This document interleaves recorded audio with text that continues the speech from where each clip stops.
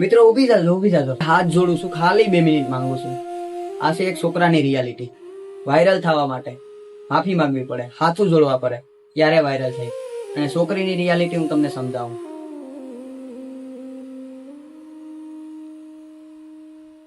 આ રીતે વિડીયો બનાવશે, 100 વ્યૂ આવશે.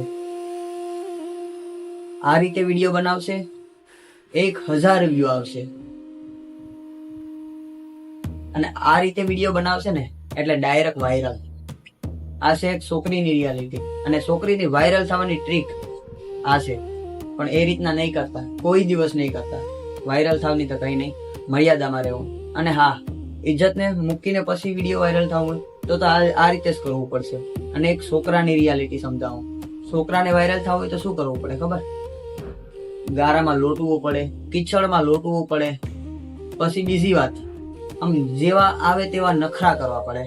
એક છોકરાની રિયાલિટી વાયરલ થવાની. ભાઈ બધા લોકોને સપોર્ટ કરો. સપોર્ટ કરવામાં આપણા પૈસા નથી બગડી જવાના. પહેલી વાત ત્યાં આવે. હમણાં હું તમને કહું ને, મેં કીધું કે ભાઈ 2 મિનિટ ખાલી ઊભી જજો, હાથ જોડીને કહું. છોકરાને જો વિડીયો વાયરલ કરવો હોય ને તો એને હાથ જોડવા પડે, તો છોકરાનો વિડીયો વાયરલ થાય. બીજું કઈ તો નથી કેવું મારે. બધા લોકોને સપોર્ટ કરો, કારણ કે બધા મહેનત કરે છે. છોકરાની રિયાલિટી હું તમને સમજાવું તો આ રીતે મોબાઈલ પકડીને આ રીતે કરતા હોય, પોતાના ઘરના સપોર્ટમાં ન હોય. બીજી તો વાત અલગ છે, બહારના હોય ને એવો સપોર્ટ કરશે. દિલથી આભાર બહારનાનો પણ, અને જે ઘરના સપોર્ટ કરે છે એને પણ દિલથી આભાર.